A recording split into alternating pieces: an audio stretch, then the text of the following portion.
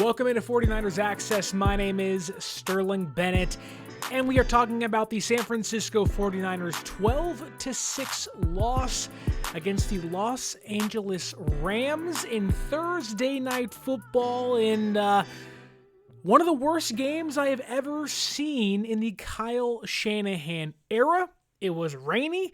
It was gross. It was disgusting. The offense was terrible. Brock Purdy is playing his way out of a $65 million contract. Deebo Samuel can't back up his social media posts. Devondre Campbell quit on the team. But let's start with the positives because there aren't many. And they only come from one side of the football for the most part. The Niners defense was phenomenal tonight. I understand it's the Rams, but it's a Rams team coming off of a 44-point performance, riding high, playing well, and they held them to 4 field goals. Nobody got in the end zone tonight. The Niners defense looked like it was the 2021, 2022, and 2023 iteration of them when they're playing at their best. San Francisco's defense held Matthew Stafford to basically nothing the entirety of the game. The Rams offense, kind of like San Francisco's, looked stuck in the mud outside of one play. When Javarius Ward got beat deep downfield, the Niners offense or defense answered the call 90% of the time. Stafford was 16 for 27 for 161 yards. Had it not been for a massive 51-yard gain late in the fourth quarter, he beheld roughly to, 110, 120 yards on the evening. He had no touchdowns. But the story of the game for the Rams was Kyren Williams. He was awesome. 30 carries, 108 yards on the ground. He was their offense. It was a ugly ground and pound, muddy field that if you were going to get any push, it was going to have to come from your running backs. And in this game, Kyren Williams literally pushed the entire Niners defense forward, or I guess backwards, about 5 yards. I do want to give the Rams credit in this game, albeit San Francisco's offense, like many times this season, didn't answer the call. The Rams offense, in regards to Kyren Williams and Puka Nacua, just made the big plays when it needed to happen. Again, they only scored 12 points. It wasn't like they dominated. It wasn't like they were good. It's just timely plays that they hit that were the difference.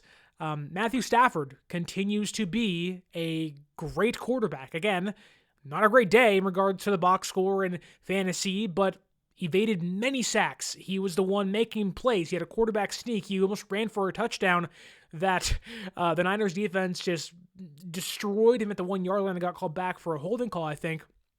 He was awesome. Didn't turn the ball over, although he tried about 4 different times. He made the right play at the right time, is what I'm trying to say. Meanwhile, San Francisco's defense, I thought, again, looked phenomenal. They were awesome. The return of Greenlaw, I think, is kind of what you start a show like this out with. Greenlaw, happy to have you back. I know he didn't play the second half, or at least much of it. We'll get into that later in regards to what and who could have played in his place. But you can just tell this defense is different. They are more aggressive. They're feisty. He was flying around on that first drive. The entire time he was on the field, I wanted to get up out of my seat and go out there and play. I was so amped up. I was the anti-Devondre Campbell. I was like, put me in, coach. I'll play wherever you need me to. Because Greenlaw, the way he plays is so infectious. Having him and Fred Warner back on the field together, it changed the entire mentality. You can tell that, I know Nick Sorensen gets his flack and whatnot, and again, I get it's the Rams, but you can see there was a semblance of the Niners' star-studded, dominant defense still out there on this roster. And you can see Nick Sorensen with Greenlaw. You can tell there's a massive difference. That personnel, while Sorensen has his faults for sure, the personnel this defense usually has with Fred and Greenlaw in the middle can make up a lot of those deficiencies that would have allowed San Francisco to win 1 or 2 more games this year, and maybe we're having a different conversation as to playoff hopes and seedings. But Greenlaw, electric stuff. He was hitting dudes left and right. He hit Matthew Stafford a few times. It was just the way he plays. It makes you want to join in on the fun. He's great in coverage. He was phenomenal against the run. He's blowing up running plays. It's just a Dre Greenlaw's world tonight. And for the first half, we were living in it. Unfortunately, he didn't get hurt, although he said his knee felt weird in the second half, but didn't seem to be serious. But that leads us to, I'll wait. I thought the coverage was tremendous in this game for San Francisco's defense.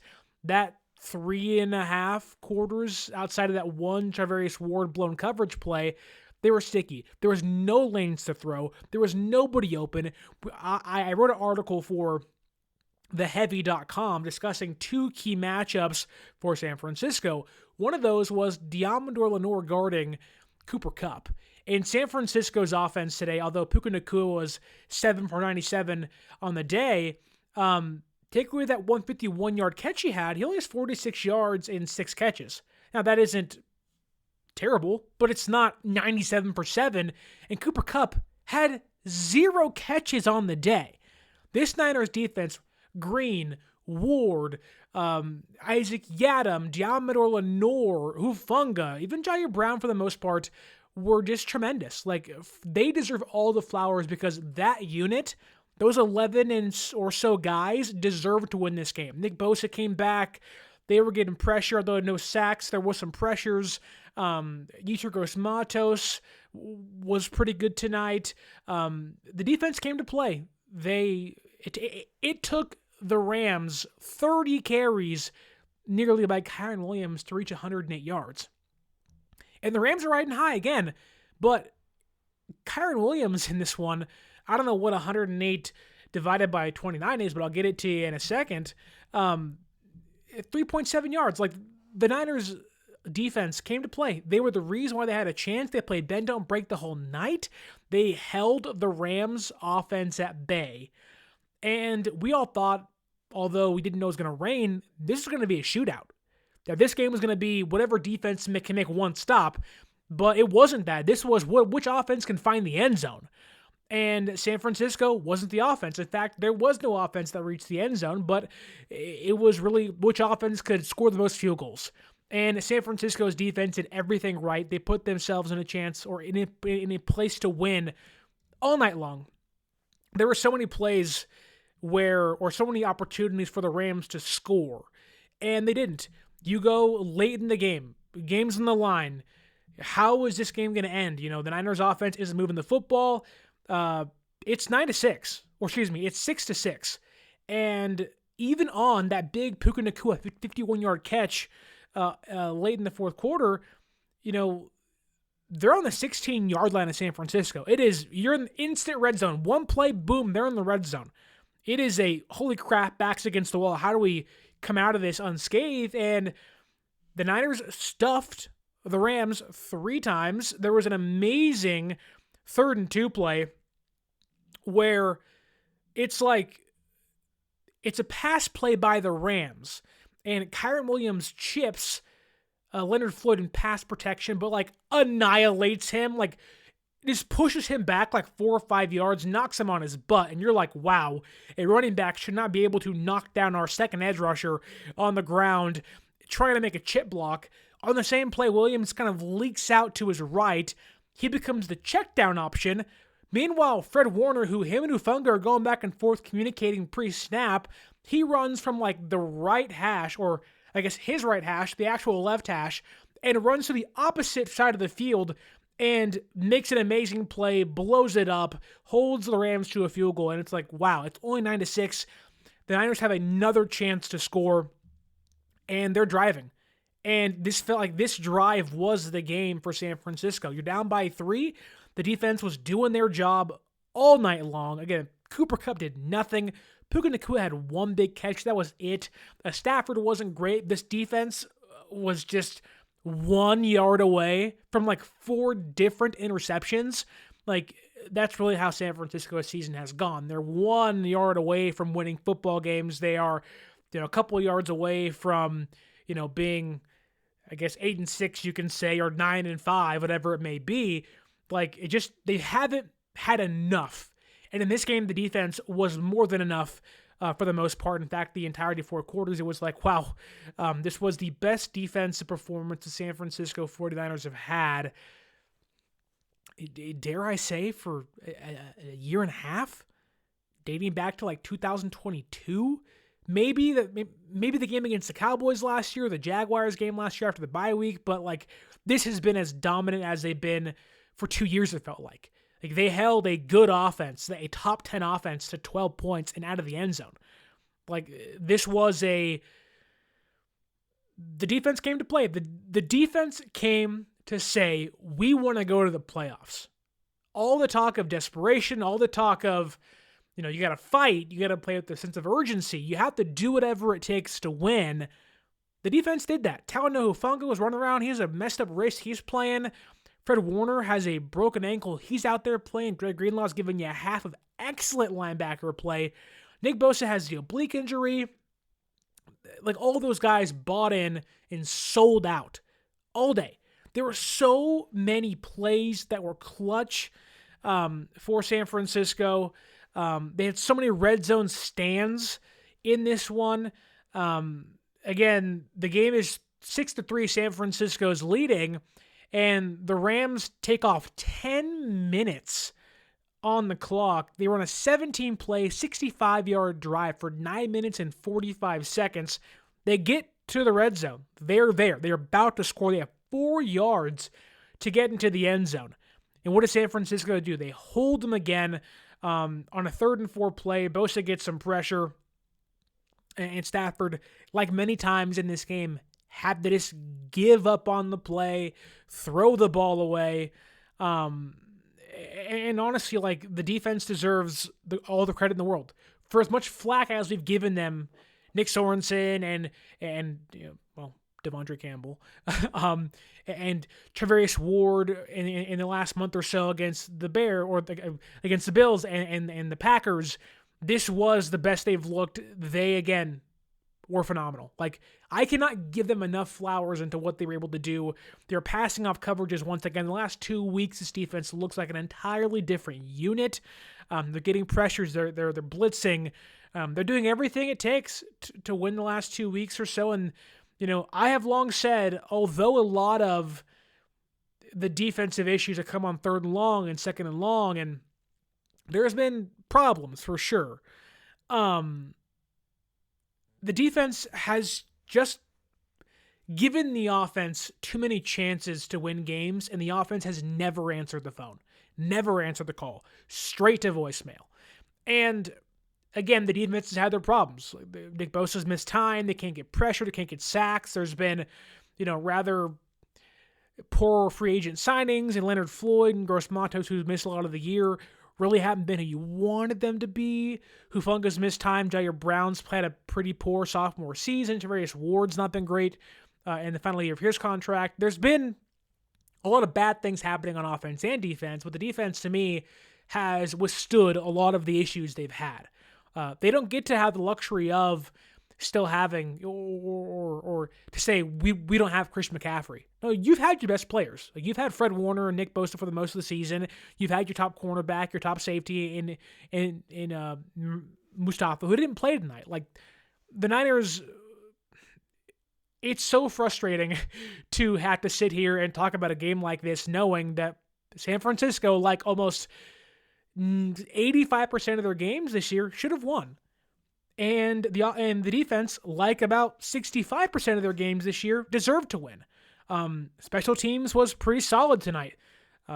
Jake Moody makes 2 field goals, which, I mean, yay, I guess. Even the punts, like, there was one bad punt, but even then, like, you're trading punts back and forth. San Francisco and the Rams would just punt. It's a freaking punt fest. No offense can move the football, and the Niners pin the Rams on the 2-yard line. Like, they're just trading field position. Like, this was everybody but the offense came to play, which the offense has not come to play a lot this year in pivotal games. But special teams didn't break them for once. Defense held their own for 4 complete quarters. They did everything they were asked to do. And unfortunately, Kyle Shanahan's unit didn't get it done. And I want to pause here because I'm going to talk about Devondre Campbell in a second. But the defense just deserves all the credit. These guys were great. Great. Dre Greenlaw gave me hope for next year, if they can re-sign him, and I think they will, of what next year can be. That the bounce back is possible. That being a top 10 defense, top 5 defense again is possible. And I get it rained, and it certainly affected Stafford's throws and definitely Purdy's throws and whatnot, but that doesn't matter. Like, you were asked to answer the call, and they did. They were there. They were ready to make their last stand.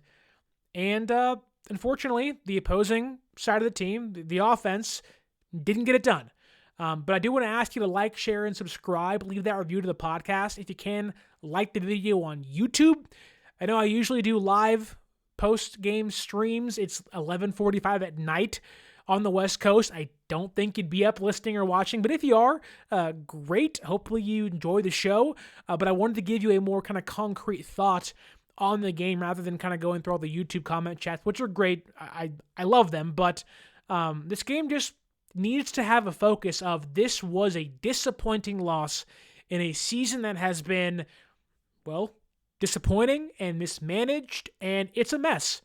There is no other fitting way to lose in how San Francisco lost tonight, because it has been a common denominator all year long. And in a week where, you're getting Greenlaw back and Garando's playing on a foot sprain, and everyone seems to be like ready to make this 4-week run to the playoffs, and, well, you have a quitter in your midst.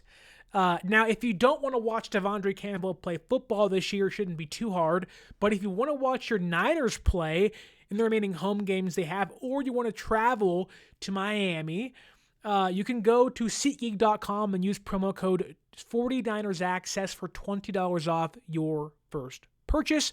Helps the show out, and you can get a discount on tickets, so go ahead and do that for me if you will. Or say you want to see your Golden State Warriors, or Willie Adames is a Giant. You want to go to a Giants game this year? You can still pre-order tickets at SeatGeek.com and save yourself $20 off your first purchase. But let's get into, oddly enough, the biggest storyline of the game.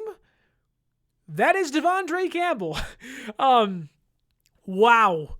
What a story. What a stupid, idiotic decision from a piss-poor player that has done nothing but hurt this team for the majority of the season. If you don't know, and I don't know how you don't, but if you don't know, I'll tell you what happened.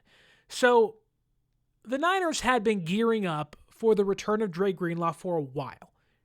The projected return date was tonight, week 15 against the Rams. This was the date they had targeted for a long time. They knew this was the date. And they knew in the offseason that, hey, Dre Greenlaw is going to return eventually. Like, he's going to come back and hopefully play. Now, they wish it was better conditions, record-wise and weather-wise, but they knew we had to find a Band-Aid, right? We don't trust D. Winters too much. We like Curtis Robinson, but he's unproven, who got hurt this year and didn't play at all after a pretty good training camp in preseason.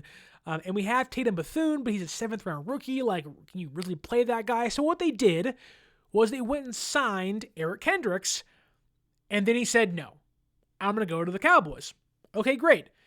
We have to pivot. The Niners then pivot to Devondre Campbell, a former All-Pro, albeit past his prime, but an older, veteran player you hope can, again, hold the fort down just for 3/4 of a season and just be good enough. You don't have to be great, just be good enough. And they're waiting, like, hey, you know that your role is just to be a placeholder for Dre Greenlaw. I can guarantee you that was the conversation when they were talking to Devondre Campbell about signing in San Francisco. You'll get a starting job for the most part. They even told the media and the fan base and the team there was no competition during training camp and OTAs and preseason. It was Devondre Campbell's job, no matter what happens. Fine, thumbs up. I didn't love the signing. You can go back and listen to my reaction to it. I didn't like it then. There was problems in Green Bay. But, okay, fresh start, see what happens, right? Season starts, okay, first year in a new system, see how this works out. There were some early season struggles. Then there was a really bad play against the Rams. Against his very team, Devondre Campbell was a reason as to why the Niners lost that game late. Got called for a brutal DPI near the goal line on a deep pass from Stafford. But in recent weeks, Campbell has played better, which is cool, thumbs up, but Greenlaw's coming back. So thank you for your service. Here's your handshake. You are going to kindly move back to the bench with no problem. If something happens, my thought, and I'm sure everybody else's thought was, well, they'll work Greenlaw back in gradually. That Campbell will get some snaps, Greenlaw gets some snaps, kind of like Talanoa Hufanga against the Bears, where Hufanga starts, Greenlaw would start, but Jair Brown will play a little bit. You'll mix and match, right? Situationally, you'll figure things out as well. There was still going to be hope or an idea that Campbell was going to play. Well, apparently, according to head coach Kyle Shanahan, Devondre Campbell quit on the team tonight, in the biggest game of the year, when everybody has to be bought in, sold out, that this is it. That this is going to be where we change the trajectory of our season, where even if we need help, we're going to do our best to give ourselves a shot to make a run. In a game like that, where your defense is playing lights out, 12-6 was the final score, you're stopping the run, you're stopping the pass, you look like a top 5 defense in football again, but Dre Greenlaw's coming back from the injury, so he, which, not shocked, had some fatigue. He needed to be spelled in the third quarter. And when Kyle Shanahan and the defense, I'm assuming, came, and the coaching staff came to Devondre Campbell and said, hey, get in the game. Dre's out, you're in. He said, nah, I'm good. I'm not going in. He outright refused to enter the game in replacement of Dre Greenlaw.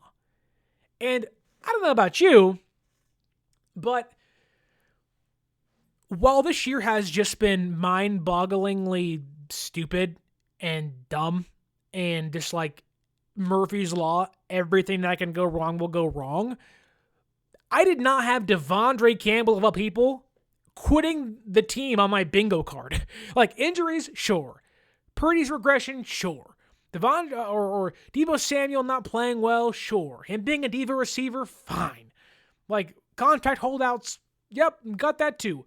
But Devondre Campbell quitting on the team, on the defense in the biggest game of the year, yeah, didn't expect that, but it happens. And it has sent shockwaves throughout Twitter and Instagram, and the post-game press conferences for the players were rarely there was some questions about the game and whatnot, but it felt like every single question was about, hey, Devondre Campbell quit. What's your response?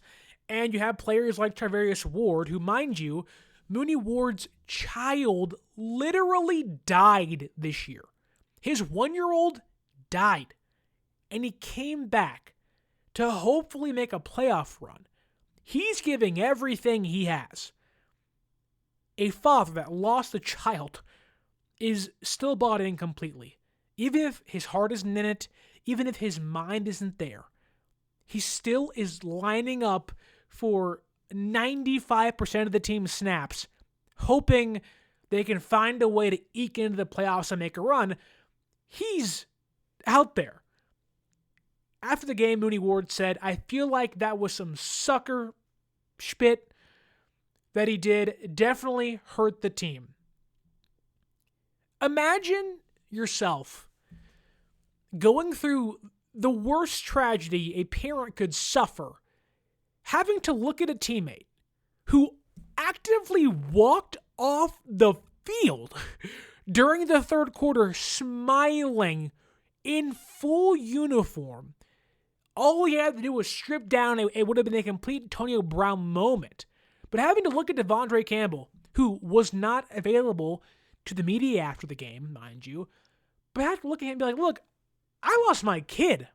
You lost your starting job, and you're still going to see snaps. The audacity of all people, Devondre Campbell, a guy who has played poorly, a guy who has not been a good player this year by any means, someone that, frankly, doesn't deserve to wear a Niners jersey and really doesn't deserve to wear a jersey in the NFL. You don't break that bond. You don't break that trust. I would not be shocked if he is cut by the time this podcast comes out.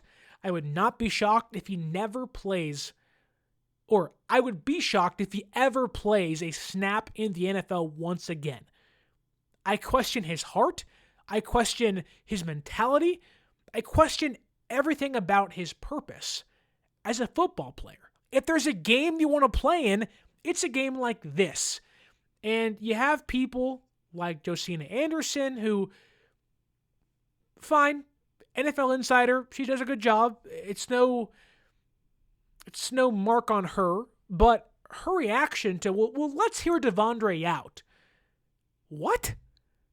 What could he possibly say that could make anybody in that locker room, especially Mooney Ward, who lost a kid, or Trent Williams, who also lost a kid via stillbirth, or let's say, I don't know, Nick Bosa, which is not as big of losing a child, but has an oblique injury and played through it. Isaac Orendo, who sprained his foot 4 or 5 days ago and played through it. How about, let's say, Fred Warner, your linebacker counterpart, who has a broken foot, a broken ankle, still out there playing at a high level in this game. Again, Devondre Campbell. I wish you would have quit 4 weeks ago because the team would have stood a chance. They've rallied behind you quitting. This is the most unified they've been all year long. Wow, Devondre quit. That guy sucks. And it'll be like the Jamal Adams meme where he can't get into the clubhouse with his key card. That'll be Devondre Campbell. And in fact, you had Kyle Shanahan postgame ask, what do you mean he refused to come in? He's like, yeah, I have never seen anything like that in my coaching career. And the media asked him, well, did he give you a reason? He was like, no. Now, to play devil's advocate here, to be Josina Anderson saying, well, wait a minute, let's hear Devondre out, albeit he's not going to get a chance to talk to the team. Okay, so you played 13 games. You played pretty poorly, but maybe you feel like that you're hitting a stride in the last few weeks or so. He is playing better, but okay, maybe you're bothered by the fact that you're going to get benched, which, okay, I get that. As a player, you have to have some sort of ego. You have to have some sort of pride of I don't want to get benched. That's fine. I get that. But what did you think you were signing up for? You knew this exact thing was going to happen, and you're acting like you're blindsided by this. Now, maybe there's conversations behind the scenes we have no idea about, or maybe something serious is happening. And if it is, then Devondre Campbell, I apologize and I wish you the best. But as of now, it doesn't seem to be the case. It just seems like he quit on the team, not before the game, not after the game, but during the game. He was asked, go in. He said, no, I'm good. Then I would like to think at some point one of the coaches said, then get the F out of here. And he walked to the locker room in full pads and jersey. But brother, you knew your role. You knew exactly what was going to happen to you once Dre Greenlaw came back. I'm still trying to wrap my mind around, what is his process? What are you thinking? that would make you come to the conclusion of, I'm disrespected, I'm going to quit. From my understanding, you've known the deal. They have been telling the media and us as fans for like 3 weeks. Yep, Dre Greenlaw, Rams, he's on track for that. Yep, Dre Greenlaw coming back against the Rams. Campbell knows. I'm sure the conversations have happened when they signed him during the year, and I can guarantee you they talked to him either this week or like Greenlaw's been practicing for 2 weeks. Like, it's not like this came out of the blue. You knew it was going to happen, brother. And it's funny, you go through his Twitter account and there's so many like, oh man, like people going to find out who I am on Instagram after he got released, I think, by the Packers or whatever it was, and his departure from Green Bay. He talked about on social media, like, somebody's going to get a great player.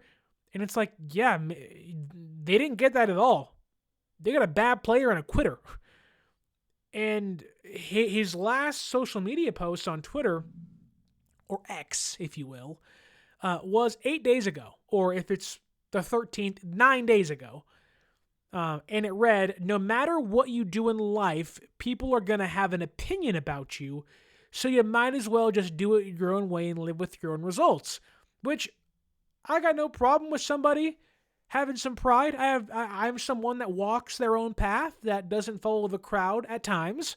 I'm someone that is okay, is confident in myself, and like, I'm good. Like, I have the confidence, I believe in myself, and I can be alone, and I don't need to have, friends or a lot of friends. Like, I'm good. Like, I'm a homebody. Like, my brain's functioning fine. I get that. You want to walk your own path? Cool. You want to do your own thing? Awesome. I have no, thumbs up for you, man. But the fact that you being your own person and following your own path is quitting on a team that needs you at the moment, that has no place in sports. Go back to middle school and elementary school. Baseball, basketball, football. And I get it, football's different. Like, you were actively putting your body in harm's way for your brother to get better and win for the ultimate prize of winning a Super Bowl. But even in baseball, even in basketball, when your friends don't want to play or they quit or, heck, you want to get on and play video games and your friend's like, nah, like, you're like, oh, well, that sucks. Now, you're not going to go out there and like berate them, but you're like, okay, like, that blows. But like, having sportsmanship dates back to like medieval times and jousting. Like, you're going to get out there, you might die, but you're going to go out there fighting. Devondre Campbell showed his character. Like, sayonara, dude. Goodbye. You're a bad player. Like, get off the field. If you were a 23-year-old, first round tight end out of Maryland and Mike Singletary wants to yell at you a la Vernon Davis, and then you grow up and learn from that, fine. It's an ugly kind of, black cloud above you for a little bit, but you grow up and you learn. Devondre Campbell's in his early 30s. He's over the hump. He's past his prime. He's a bad player. There's no learning from this. If your heart's not in it, why are you out there? And you want to talk about being a pro, and you want to talk about, this, that, well, people are going to learn today. They learned a lot about you today. You're a quitter. And you don't belong on the San Francisco 49ers. And in my mind, I'm like, well, if you're going to quit in week 15, why'd you sign to begin the year? Why'd you take away snaps from D. Winters all year long? Why did we have to sit through 14 weeks, or I guess 13 games of you being an absolute freaking vortex of missed tackles in terrible coverage and terrible just edge rushing in regards to containing the edge all year? The Niners wasted their time with Devondre Campbell, who already wasn't in their plans next year. Like, I'm happy he'll be gone. Good. I get to watch D. Winters play, and hopefully next to Dre Greenlaw. The defense looks incredible in a half with those guys playing together. But, like, what? Like, George Kittle summed it up the best when he said in his postgame that if you're on the roster and you suit up, you're expected to play. Mind you, Campbell suited up. They wasted an active roster spot for him. If you didn't want to play, brother, just say you don't want to play. Retire. Vontae Davis style. Retire. Just tell Kyle, okay, well, I'm not going to suit up. That way, no one calls your attention to anything. That way, you're not even brought up. You just quietly fade into the night. But no, as Kittle was saying, if you're on the roster and you suit up, you are expected to play. People are going through random things off the field. I can't speak on that, but whatever his decision was, it wasn't for this organization. And so that's on him. Not very happy about it. It's hard to win football games when somebody doesn't want to play football. John Feliciano, offensive lineman, who has not played a single snap this year, when he called in the offseason, when he re-signed, his last dance, said, crazy. I do unspeakable things to be about to play. Diamador Lenore, this team's rising leader in the locker room, making speeches, trying to rally the troops, he took to X or Twitter and said, I call you brothers deeper than the surface. Blood makes us related. Loyalty makes us family. I'll never quit on my brother no matter what happened. Cut from a different cloth, it can be 50 versus 1. I'm standing on all 10. George Kittle also said, it's very dumb, very stupid, very immature. I don't see how you can do that to your teammate. I've never been around anybody that's done that, and I hope I'm never around anyone that does that again.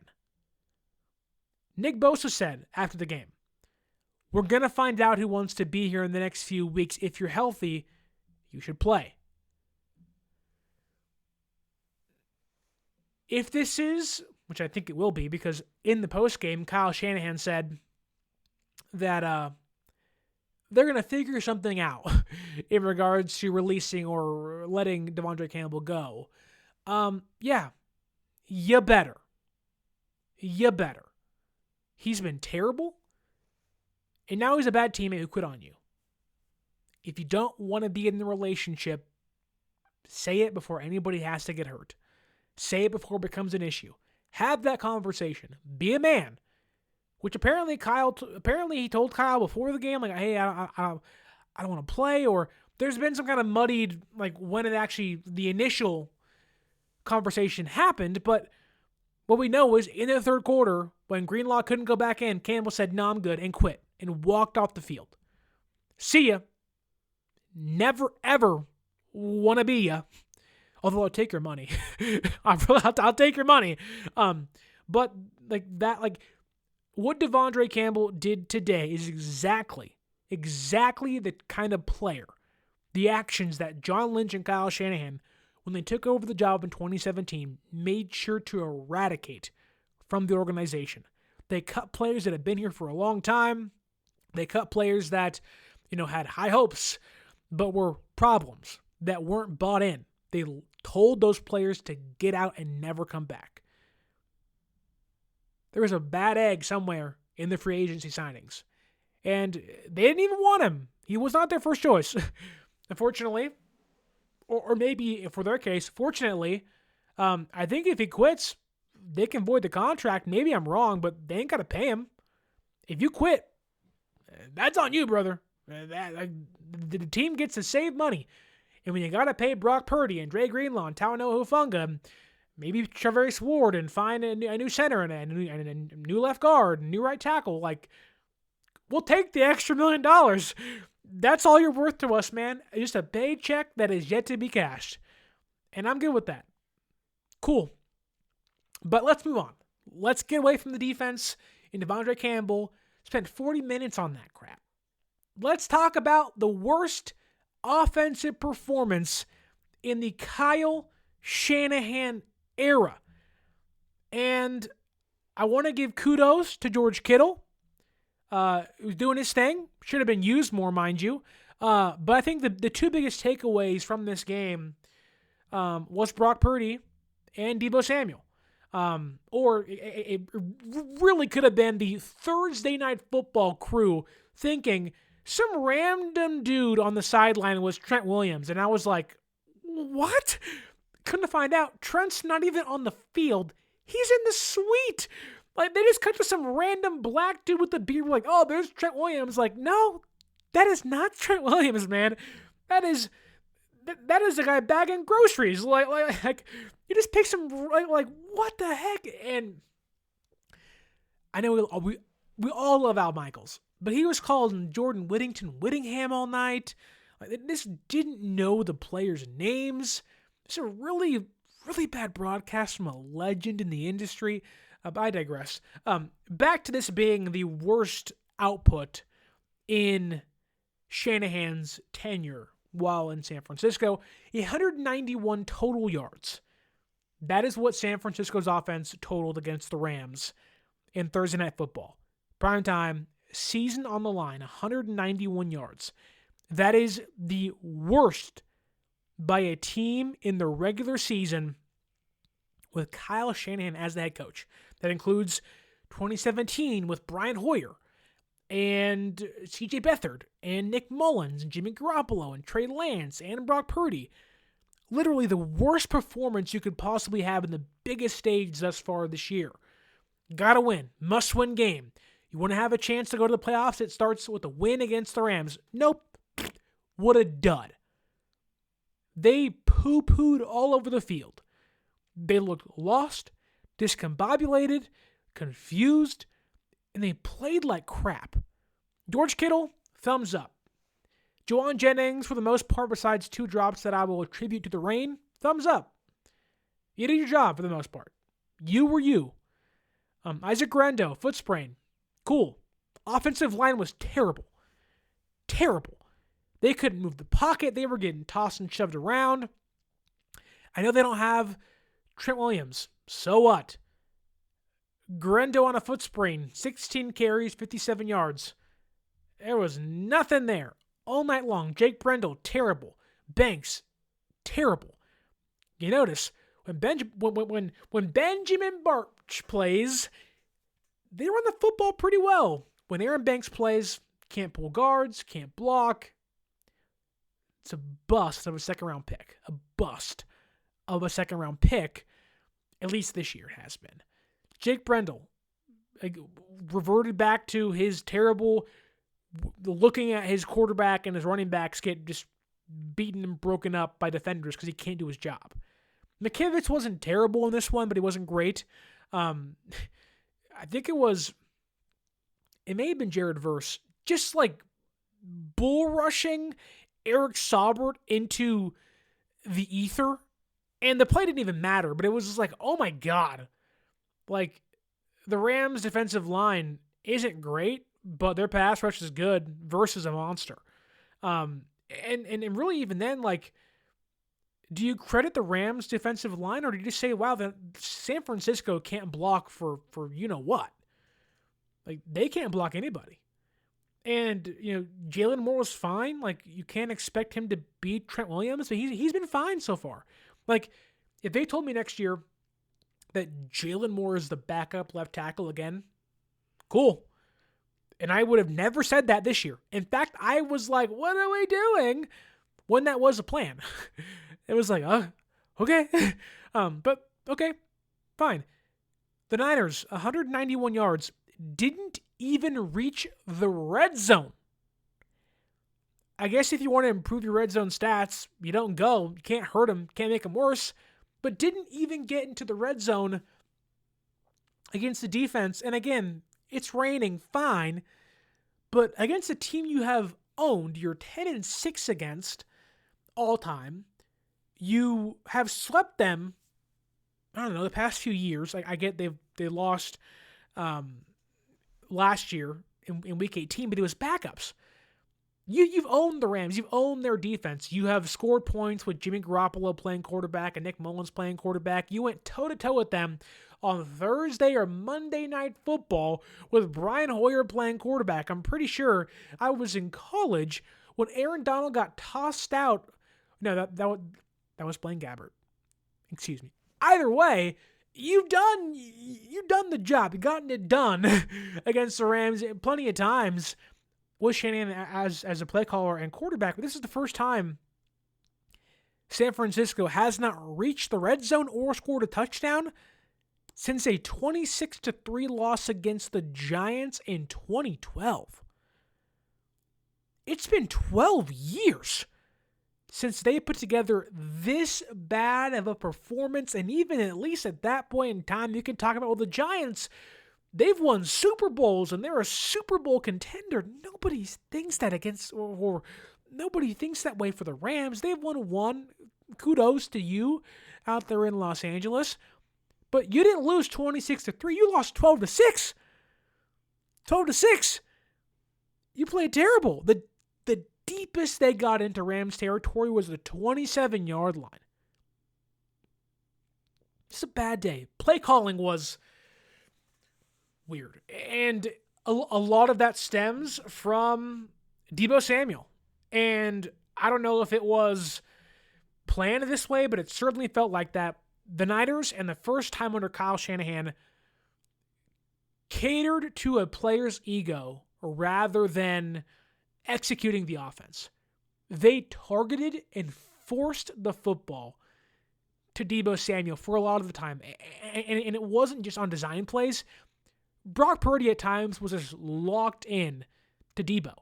And, you want to go on social media and you want to make your stink and you want to speak your mind, fine. But if you're going to do it, back it up. If you're going to go out there and you're going to say, it's the opportunities that I'm not getting, that's the reason for my struggles, when in fact, Deebo, you walked into this game with the second most touches of anybody on the team not named Jordan Mason, who leads the team, who's on injured reserve. So you're going to finish the year with the most touches on the entire team. Yet you have been the least effective player on the entire offense when you touch the football. Career low in yak. Career low in yards per rushing attempt. Career low in yards run per route. And to make matters worse,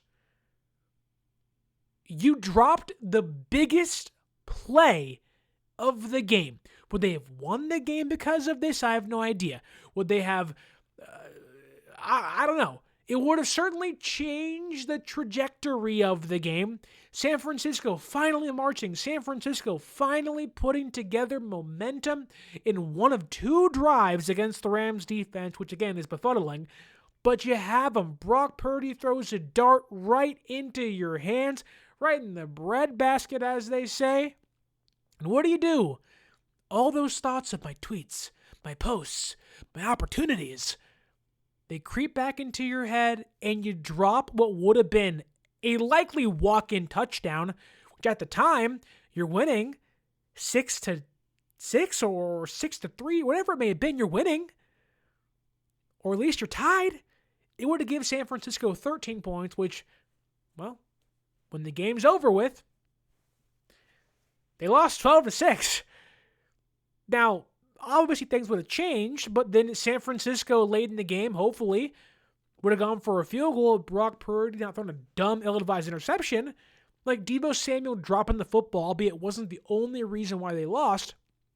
His lack of production has been a reason why they're losing football games. The force feeding of Deebo from Kyle, from Brock, stymied their own offense. You talk about getting in your own way. That happened tonight. They catered to a diva receiver's ego to say, okay, you want to be angry, upset? Here's your touches. He's been the same player. I know we all talked about, well, an angry Deebo, okay, breakout, here he comes. No, this is who Deebo Samuel is.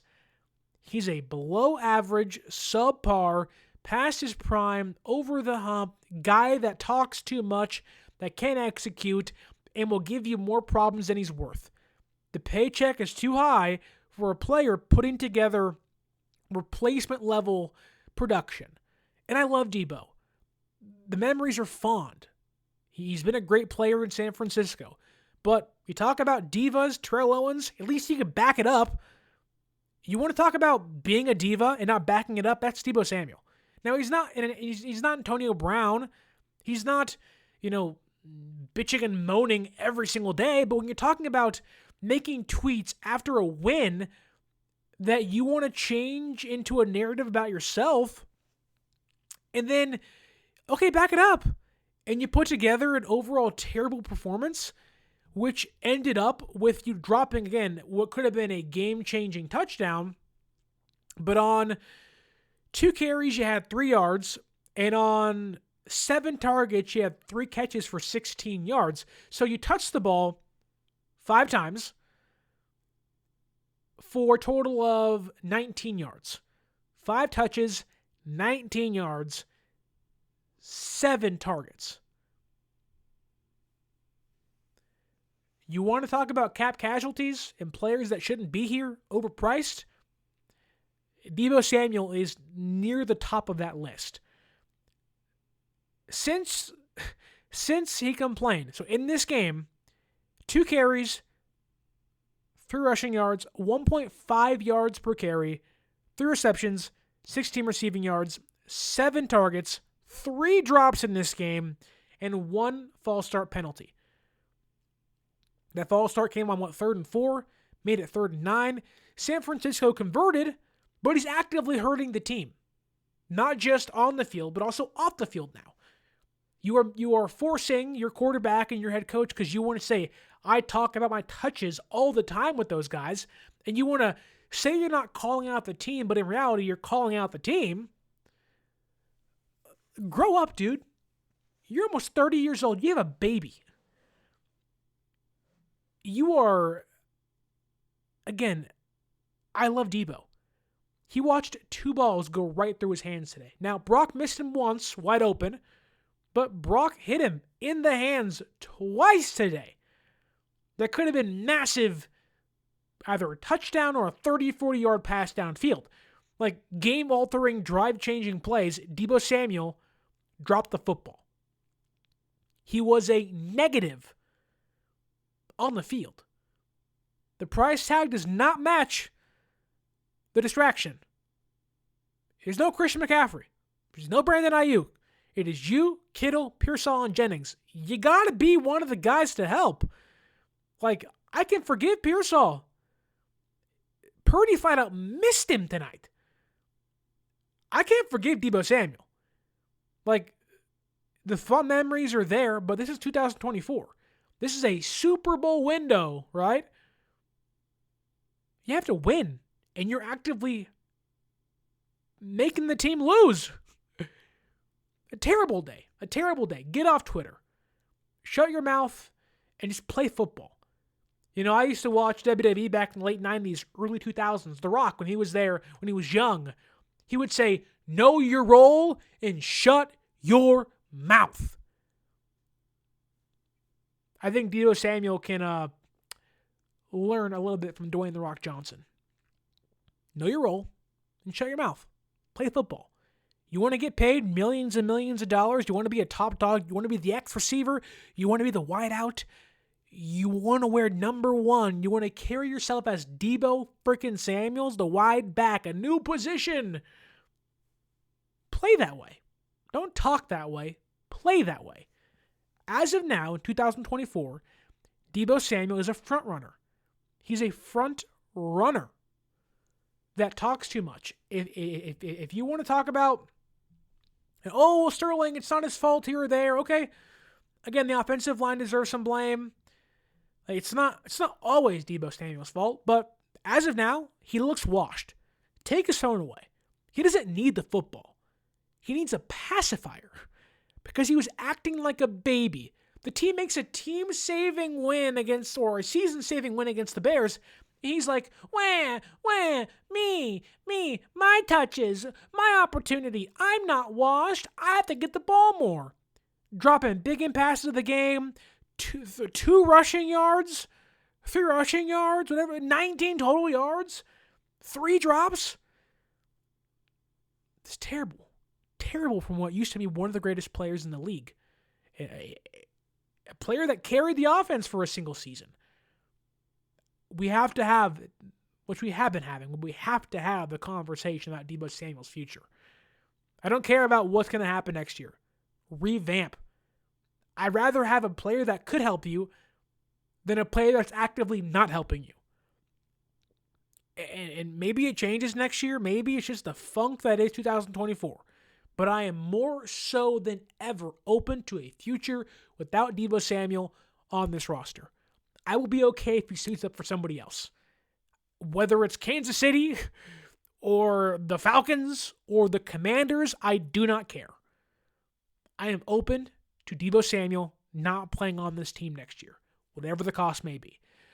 Let's move to Brock Purdy. The other terrible performance on the day. Brock Purdy was terrible. He was overthrowing players. Maybe he's hurt. I don't think he is. Is the rain? If you can't play in the rain, you want $65 million and you can't play in the elements that sometimes happen in California, that sometimes happen in football. What are we doing? What are we doing? He overthrows Ricky Pearsall. That would have been a touchdown, just like last week against the Bears. That one, okay, miscommunication. This one, misses him. If he leads him, it's a touchdown. Alters the game. And then one of the worst throws of the night, probably the worst, the most damning throw of the night for him, was Juwan Jennings deep down the right sideline. He's not open at all. There's 3 or 4 Rams, one behind him, one in front of him, one next to him. There's no window there.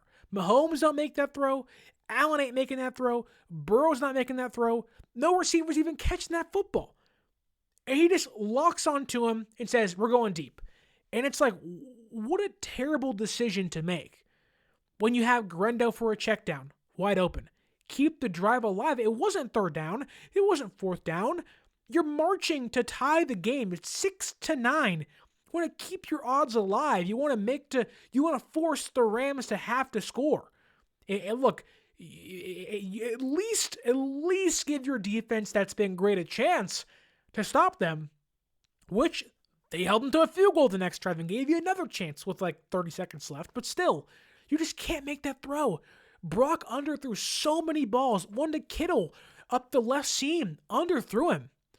And I'm not sure if he's trying to get DPIs, but he was throwing balls into no man's land all night. He's jumping up, making throws, and I get the offensive line wasn't great, fine. The running game wasn't great, fine. I get that. But you want to get 65, you want the bag, you want a record-breaking contract, you're actually playing yourself out of that. You're playing yourself to a $50 million contract, a $45 million contract. You're playing yourself out of record-breaking money because of the poor decision-making that you are executing. Brock Purdy looked the worst he has his entire career. He was 14 for 31, 142 yards, sacked 3 times, and 1 interception.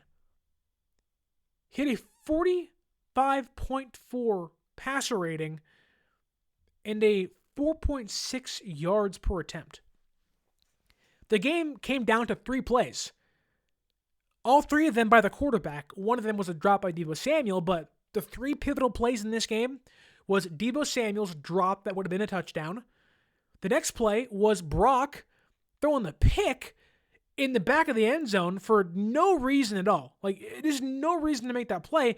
In the very next drive, Matthew Stafford, or maybe in 2 drives, Matthew Stafford's big 51-yard throw to Puka Nacua to set up a lead for them. It's just I don't know if it's a Kyle thing, if it's a Brock not being in rhythm. He's not been good since the Dallas Cowboys game. Take the Bears game out, and I get the injuries involved in here too, but Brock has not been great since the Cowboys game. The Buccaneers, he had 349 passing yards. Go watch the game. He was not that good. It's empty numbers. And I'm not like hating on Brock. He just wasn't good. He was terrible. He was terrible today. Like, he's just locking on to guys. He's force-feeding Deebo Samuel. He's actively not even looking towards Pearsall's way. He was open a lot of the times. Pearsall in this game had one great play. One great play. And it was a great throw by Brock. There's a linebacker in the way. He moves up in the pocket, hits Pearsall for 16 yards. And it was like, okay, Ricky. And then like on 2 plays later, throws the pick to Jawan Jennings. You're letting Akella Witherspoon lock Deebo Samuel down. Kittle is rarely involved in the offense. He's been your best player all year. Like, the decisions were so frustrating, and you can blame Kyle for sure, and I'm sure we can dive into it more during the weekend or so, but it's like, you got one drive on the line, and your quarterback cannot make that play.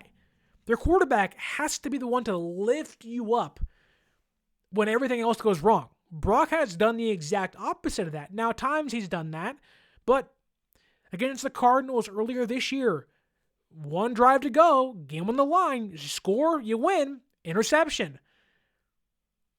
Game against the Seattle Seahawks, can't get it done. Tonight, can't get it done. Brock is a good quarterback. He's a tier 2 quarterback when he's fully healthy, when he's his best. He's like just out of the elite category. We've seen him play with Christian McCaffrey and Ayuk. Like when everything looks great and perfect and good, he's a heck of a quarterback. But as this year has progressed, and again, maybe there's something else going on, but he has gotten progressively worse. He's regressed. Bad decision making, forcing passes. The arm strength he was lofting balls like they were rainbows. It just didn't look like Brock Purdy. But I don't think it was the rain. It dried up towards the end of the game.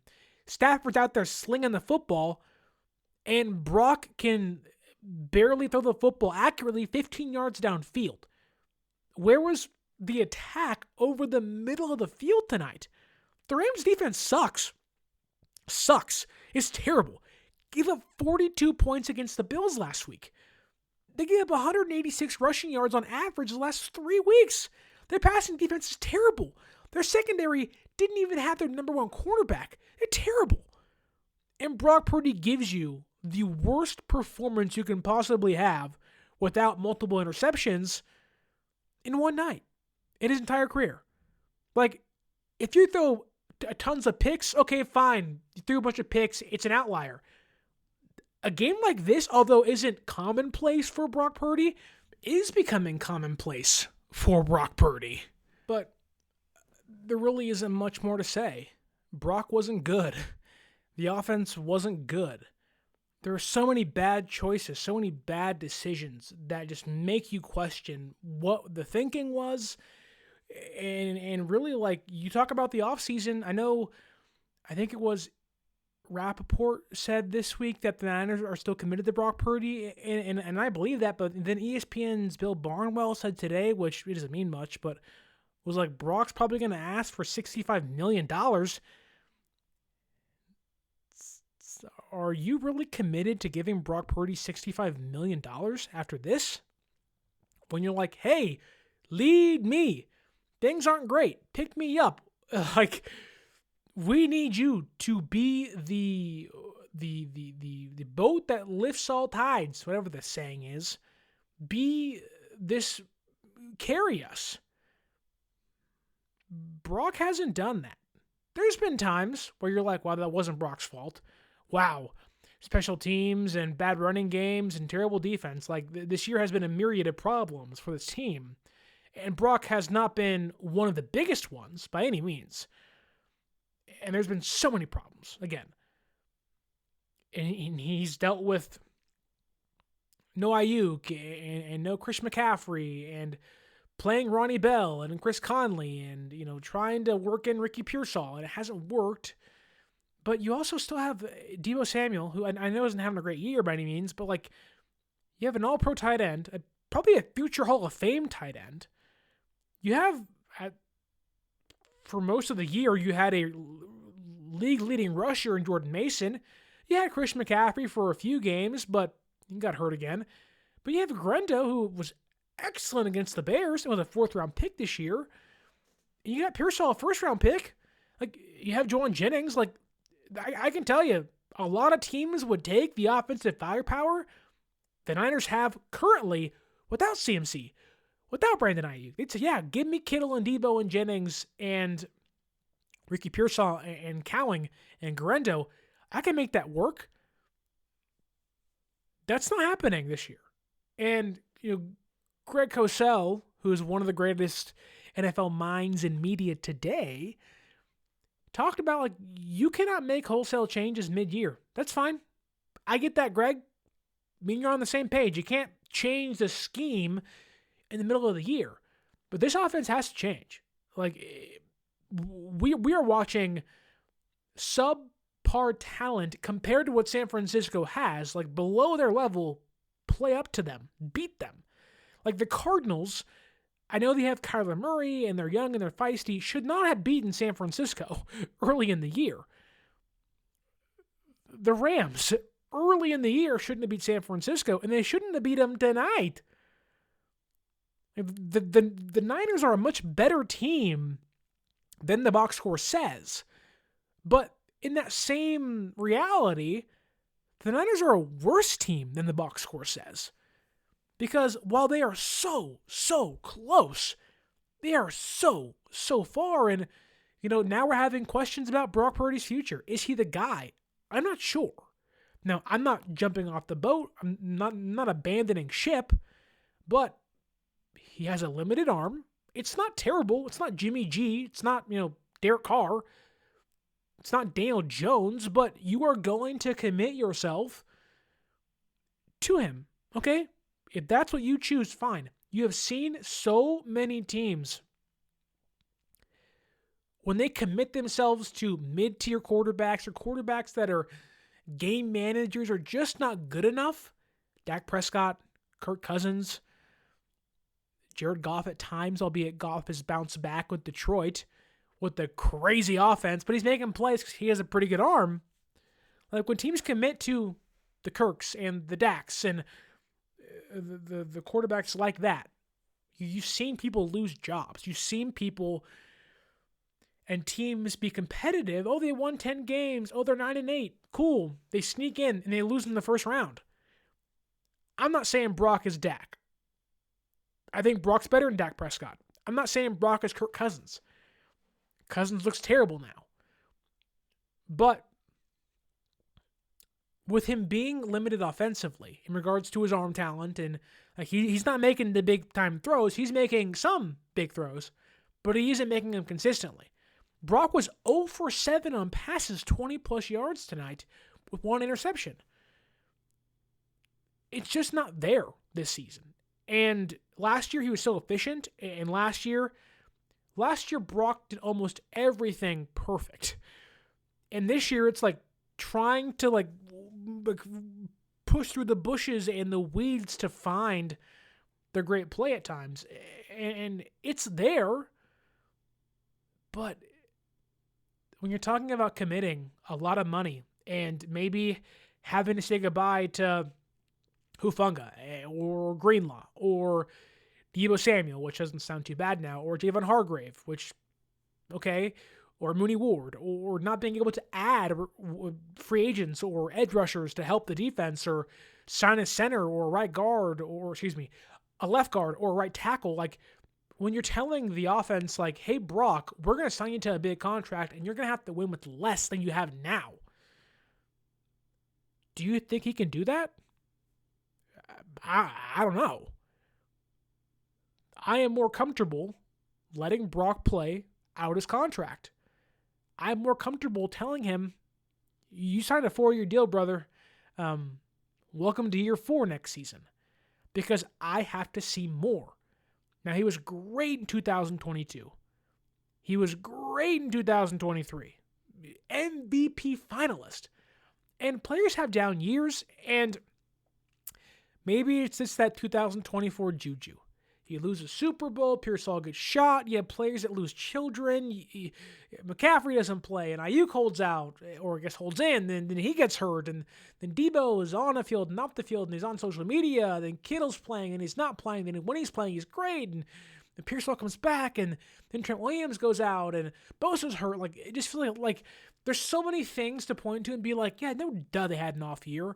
Like, I would bet they bounce back. I bet Purdy bounces back. He had 2 great years in a row. Usually that's not the outlier. Usually you have, a good year than a bad year. Like, I don't think Brock is Matt Castle or Daniel Jones or quarterbacks like that. Like, to me, Brock is a good quarterback having a bad year, but he's having a bad year in a potential contract season, which might be best for San Francisco, but when we're talking about committing to a quarterback and trying to find the guy to lead you and pick up the slack and be the difference in the scheme, or when the scheme fails and when your receivers and your tight ends fail, like, Brock hasn't been that. And it was really seen tonight. And I don't want this game to be a referendum on his career, because it's not that. Like, Brock is a good quarterback, and I think he'll be fine, but, he's not great in the rain. The arm strength's not there. Poor decision-making. Like, Brock Purdy said tonight that I feel like I failed the team. And, yeah, he did. He failed the team. And it's a hard pill to swallow, a really hard pill to swallow. It's an unfortunate pill to have to swallow in a game like this, where the offense musters 191 total yards and 6 total points. It's unacceptable. It's a terrible way to essentially kiss your season goodbye. And it's kind of embarrassing. Like, I love Brock. I really do. I really, really, really do. He's a great dude. He's a good guy. He's a good teammate. Good quarterback. This really hasn't been, he ain't been himself. And there's a stat here by Josh Dubow of the Associated Press. Says, when Brock Purdy is down by 1 through 8 points in the fourth quarter, in the regular season or the playoffs, he's 33 for 60 for 402 yards, 3 touchdowns, and 5 interceptions with a 57.8 passer rating. That ranks 144th out of 160 with quarterbacks with 50-plus attempts in that scenario since the year 2000. I'm not saying Brock can't come back. I'm not saying Brock Purdy ain't clutch. It's a heck of a lot easier to play from ahead, though. And Brock and I think San Francisco got real comfortable with Ayuk and CMC and playing ahead.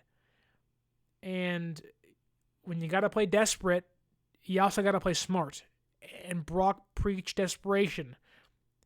He also didn't play smart tonight. He was really, really bad.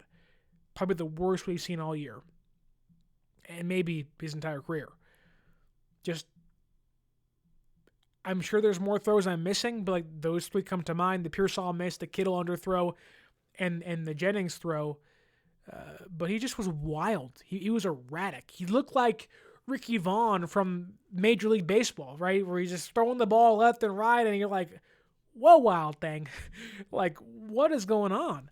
But to end the show, I think it is fitting to share with you exactly how the 49ers can somehow still make the playoffs.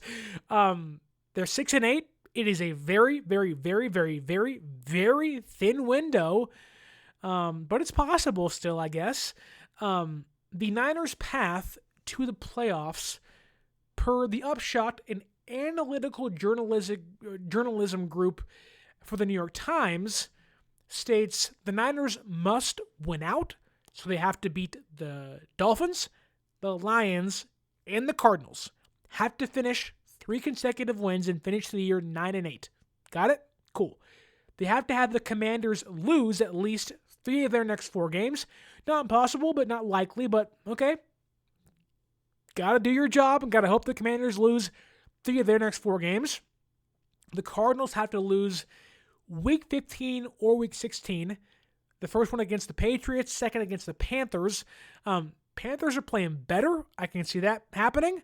And the Patriots with Drake May look like they have their quarterback in place. The team still sucks, but you never know. So again, not impossible, just not likely. The Rams have to lose their next 3 games. So again, not likely, but still possible. And the Falcons have to lose at least 2 games. So of the things that have to happen, the most likely are the Cardinals losing 1 game in Week 15 or 16, and the Falcons losing 2 games. Those ones kind of feel like locks to me. So you're kind of banking on the Commanders just falling apart and crumbling, which could happen. You never know. And the Rams losing out. And the Niners having to win out. So thin margins for error continue to be the theme of the season, but still, the door's open. They cannot open it themselves even more, but they got to win. You can beat the Dolphins. You can beat the Cardinals. The Lions game a little different. But to end, I'll say there is a chance. So you're telling me there's a chance. All right. That's a good place to end the show. Terrible game by San Francisco. Great defensive performance. Love having Drake Greenlaw back. It made me feel great and optimistic as to what can come next year for this team and this defense. But Brock Purdy, terrible. Deebo Samuel, washed. Kyle Shanahan, figure it out and hope 2025 can be better. And yeah, if this is the end of the San Francisco 49ers 2024 season mathematically in the playoffs, well, you went out with the whimper, is how I'll put it. But that's all I have for you today. Hope you have a wonderful rest of your week. I know we were hoping to celebrate a victory Friday, but it was not the case.